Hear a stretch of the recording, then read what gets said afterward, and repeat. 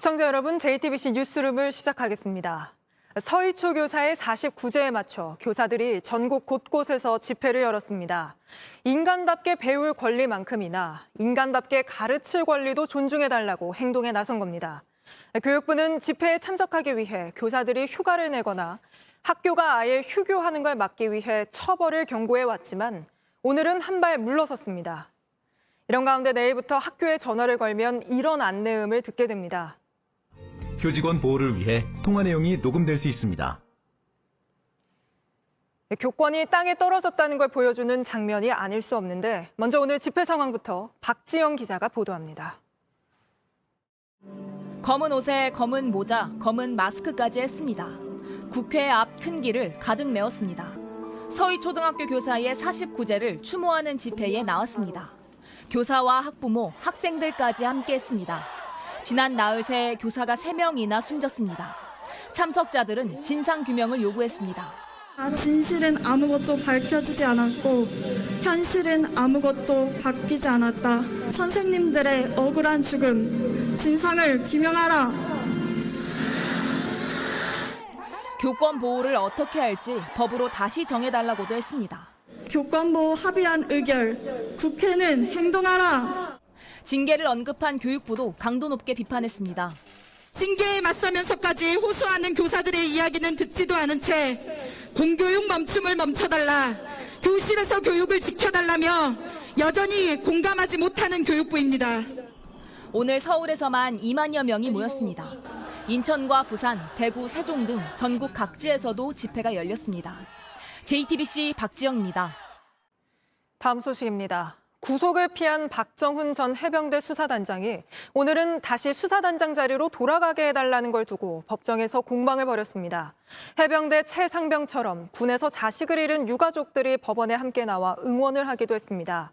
하지만 국회에 나간 이종섭 국방장관은 사실이 아닌 걸 너무 많이 얘기한다며 반박에 나섰는데 김재현 기자가 보도합니다.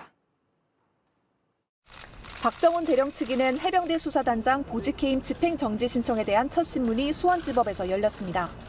박 대령 측은 해병대 사령관이 명확하게 경찰 이첩을 미루라는 지시를 내리지 않았기 때문에 항명 혐의로 보직해임된 건 부당하다는 입장입니다.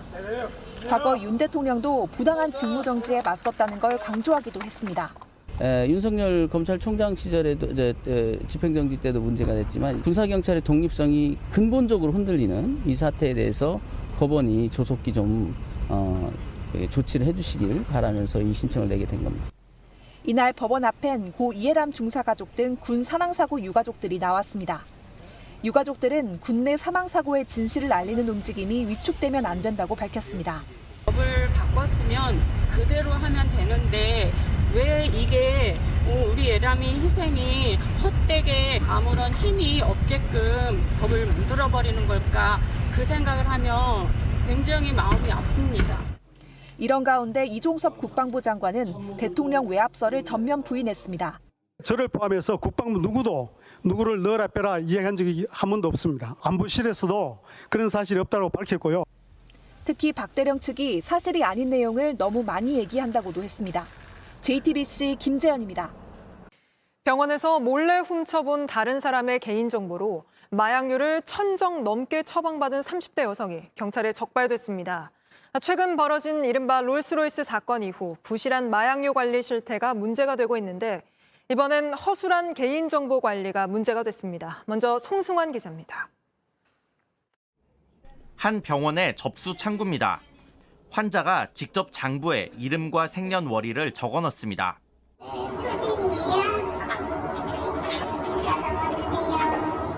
다른 사람들이 적은 개인정보가 그대로 보입니다.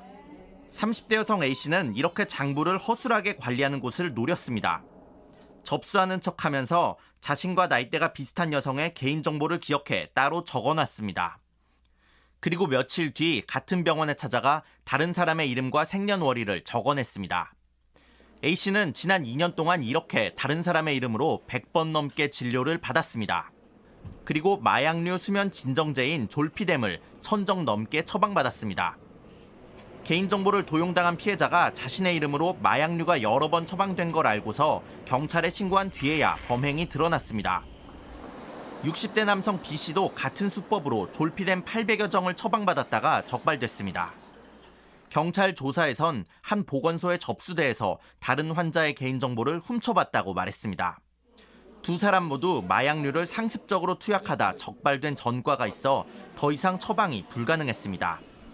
경찰은 이들을 마약류 관리법과 주민등록법 위반 혐의로 구속하고 사건을 검찰로 넘겼습니다.